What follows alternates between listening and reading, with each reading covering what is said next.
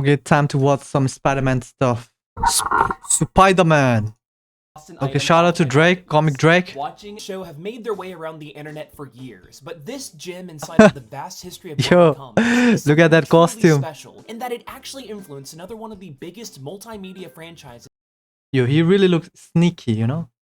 His eyes. It actually influenced another one of the biggest multimedia franchises of all time. But let's start at the beginning. Supaidāman was released in Japan in Supaidāman 1978 as a result of an official licensing partnership between Marvel Comics and the Toei Company. However, while Toei used the Spider-Man license 100% legally, the end result was something that barely resembled the source material in a delightfully strange way that you tend to. Yeah, that's not a Spider-Man villain. Bootlegs.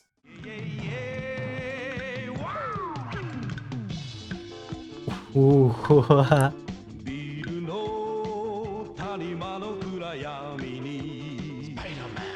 Supaidāman takes place on Earth Spider-Man. 51778 and follows the life of Takuya Yamashiro, a 22-year-old motocross racer who is trying to avenge the death of his father and mentor, who were both killed Motocross by an racer. interplanetary organization called the Iron Cross Army, led by the immortal alien mastermind Professor Monster, along with his main henchwoman Amazonis. Yeah, Amazonis. now you see what I mean. This show was actually pretty well Oh, the received spider over wave. Japan, totaling in at 41 episodes and a movie, in addition to multiple manga I like how he's, you know, he's that I wasn't able to walking find like this. translations of because Spider-Man. outside of being a collaboration with Marvel, Supaidāman is an official part of one of Toei's biggest properties, the Super Sentai series. This Wait, Spider-Man is part of Super Sentai? official part of one of Toei's biggest Damn. properties, So, very interesting. the Super Sentai series. This franchise and its highly popular American adaptation slash spin-off Power Rangers are notorious for having their heroes face off against creatures that massively grow in size, requiring the use So of do they have a collab series also? Collab movie, something? This show about Spider-Man is what started this trend for the Sentai shows, all thanks to his ship, the Marveler, which transforms into the mech Leopardon, because Japan. Yo, that's Spider-Man's Megazord?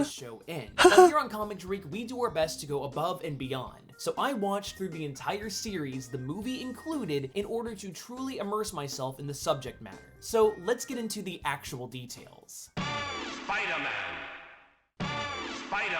Oh, that's Spider-Man's Takuya's father and younger Megazord. sister Shinko work as astroarchaeologists, and they discover the Marveler's arrival on Earth, but Professor Monster wants it for himself. While his father and sister were out exploring the spacecraft's landing site, Takuya started seeing spider-related visions, accompanied by a mysterious telepathic voice. By following this call, Takuya finds his father in critical condition, after apparently tanking She kind of have the army. Ichigo vibes, no? Like his There's hair, no talk of power or responsibility. his Only aesthetic revenge. style. Oh, don't worry, it's not Kamen Rider. that intense.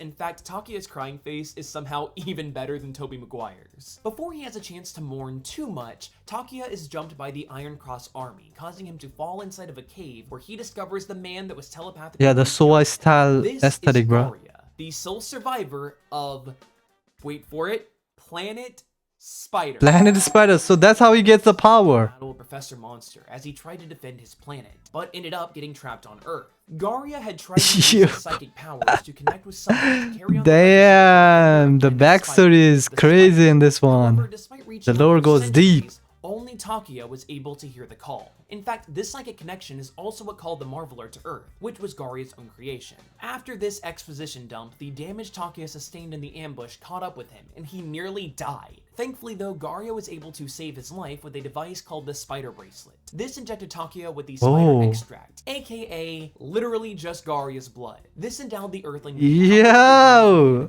I like it. enhanced strength, wall crawling, a healing factor, and the ability to talk to spiders. Not only that, but Why are we Takuya talking to also spiders, received though? Spider senses plural, including a heightened sense of smell, x-ray vision, night vision, telepathic enhanced hearing, and miscellaneous other psychic abilities, including the power to see the future. After passing down the mantle, Garia Spidey senses. sheds his human form, turns into a literal spider, and steps into a mentor role by telepathically communicating with Spider-Man. Kind of like a creepy crawly Obi-Wan. Well, at least for one episode, since he dies in episode 2. Rest in However, peace. Takuya would need more than just powers to be Spider-Man.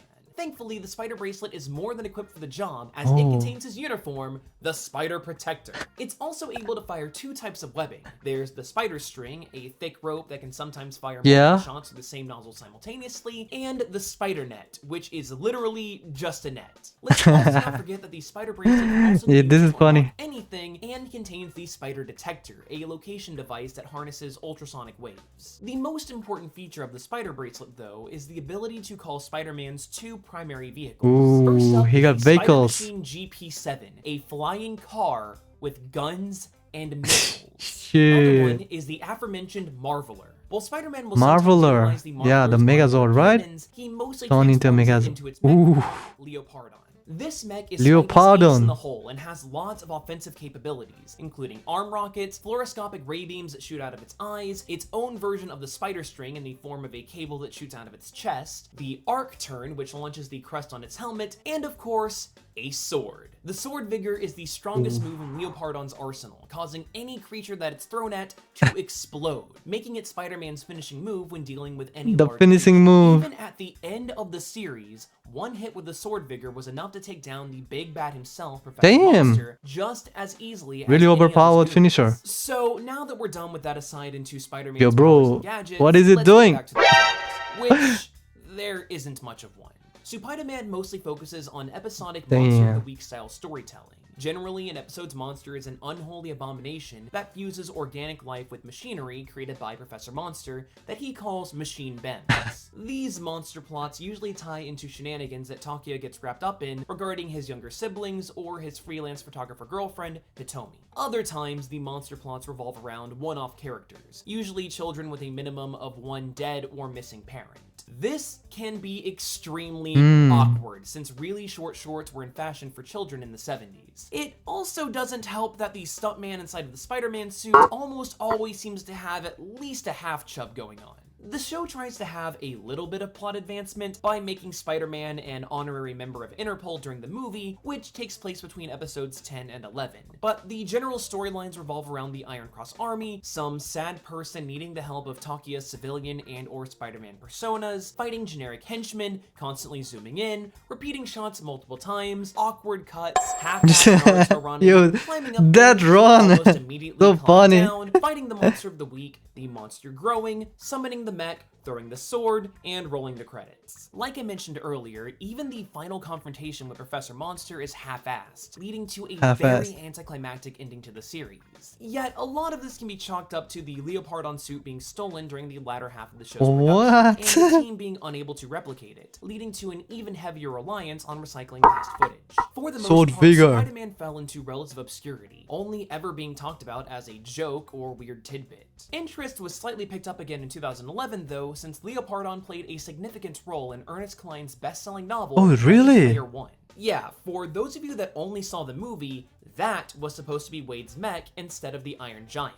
Officially, Takuya was brought into the Marvel Comics canon with the massive this one, the comic. universe-topping event Spider-Verse in 2014.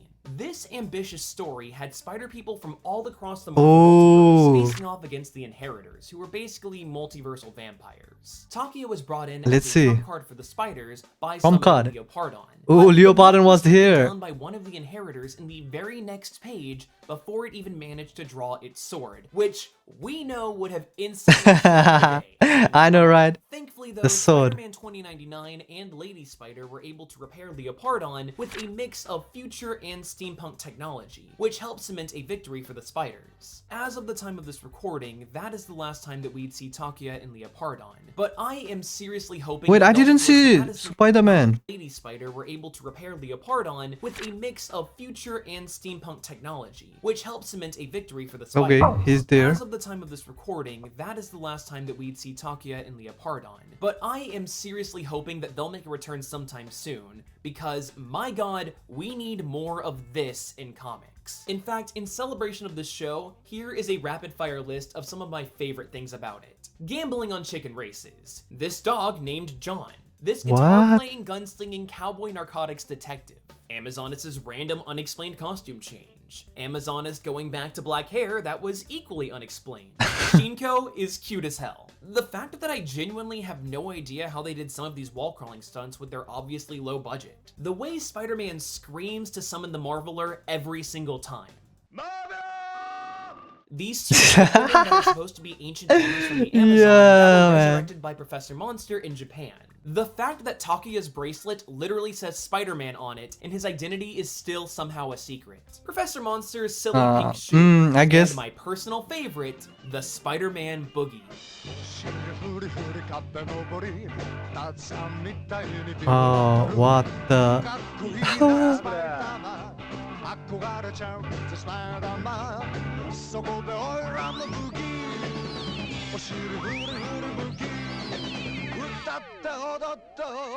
This is like a... I'm watching something... Show, but it is super endearing at the same time. I'm completely It's kind speechless of right so now. bad it's good that can, and I'm really glad that Okay, that was everything, man. I think it's like a funny series. I do like how, you know, back in the day, like this is so many years ago, right?